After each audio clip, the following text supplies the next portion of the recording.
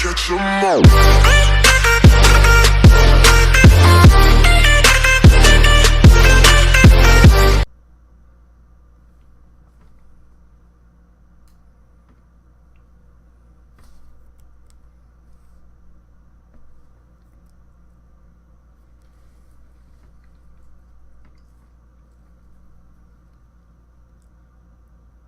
Yo, what is going on, you slackers? I am your host, Slackers Gaming, bringing you another episode of Rate Their Chances. And if you haven't seen the series before, every single Sunday, I'll be going over a specific character, and I'll be going over some pros and cons for each character, and at the end, I'll give my, personal opinion on what I believe they have a chance to be playable in the upcoming Super Smash Bros. Ultimate for the Nintendo Switch.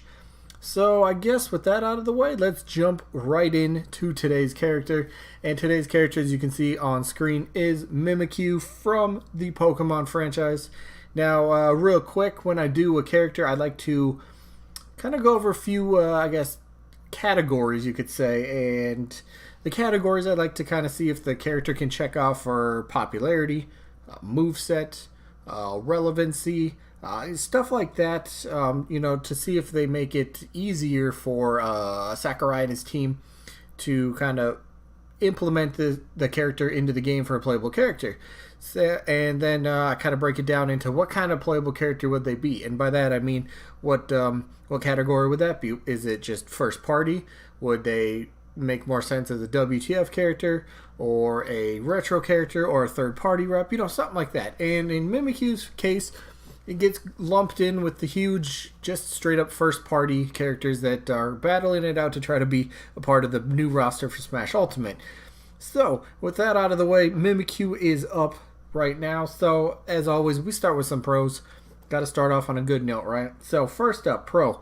Popularity, absolutely there. One of the more popular, more recognizable characters in the Pokemon franchise, thanks to its design. What the whole story behind Mimikyu, I don't really actually know. I don't follow too closely, but it kind of isn't it obsessed with Pikachu? So, I mean, people will recognize that. People might mistake it for Pikachu, first of all. But at least they know kind of what the Pokemon is. So, popularity's there, but it is kind of, you know what, let me shelf that for just a second. I'll get to that at a later date. It's kind of a con, but you'll see what I mean later on. But so popularity, yes.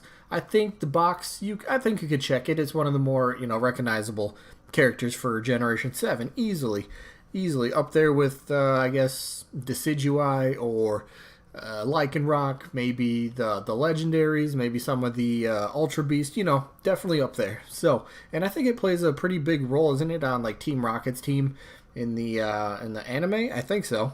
Don't watch it, so I'm not too sure, but I think it is. But let's see, moving on. Moveset. It's a Pokemon. It's got all sorts of moves already ready for it. So moveset is easy. I think the Final Smash would be easily. What is Mimikyu's Final Smash? Doesn't it have a specific, what is it, all-out pummeling?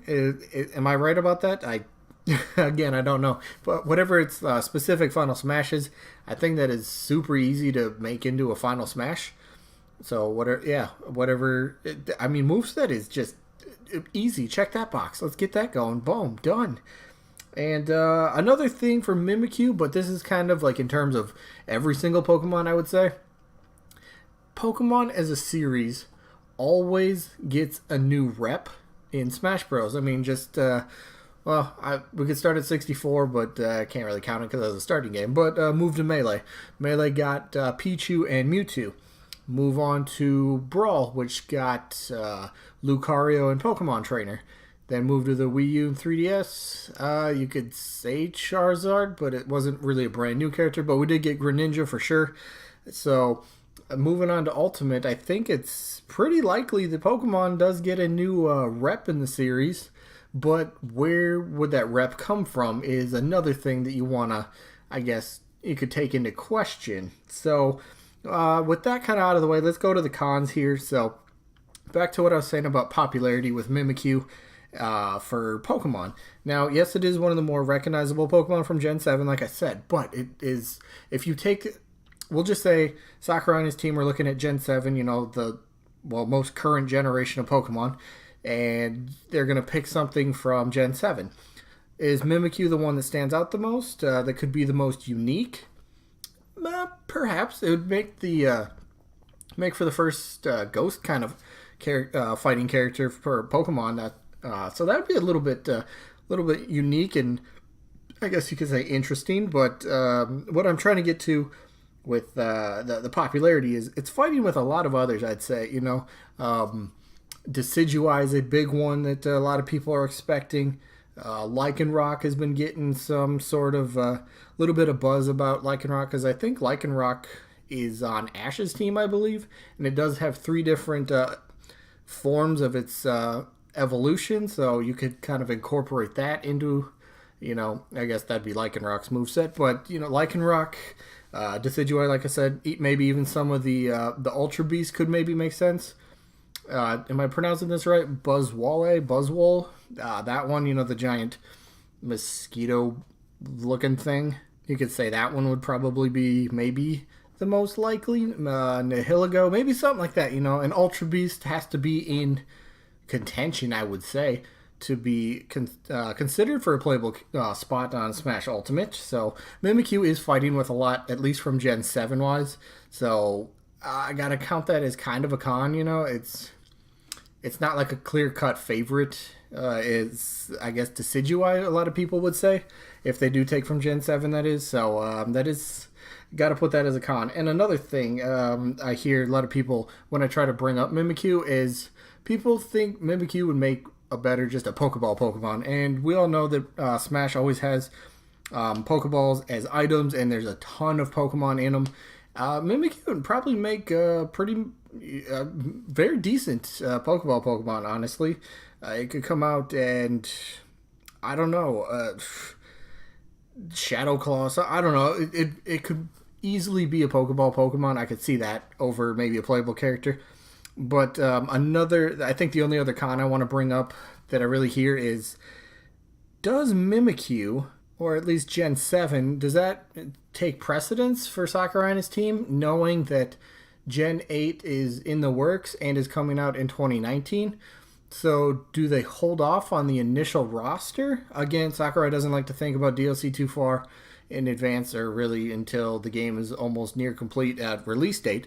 But do they take into consideration somehow that Gen 7 is over and Gen 8 is on its way? Do they want to push a Gen 8 Pokemon as the face of Gen 8, I suppose, and put that in Super Smash Bros. As like a as the mascot for Gen 8, obviously, and just really get behind that, help kind of, I guess, boost, the hype or the sales for the next generation of Pokemon, something like that. So Gen 8 is something to consider, and that's got to be kind of that's got to be a con, honestly, kind of lumped in there with Mimikyu's fighting with a lot of other Pokemon that could deserve that spot for Smash Bros. But for Mimikyu's case, I don't think Mimikyu's got a good chance. I really don't. I'd probably honestly put it at maybe like a 20% for Mimikyu.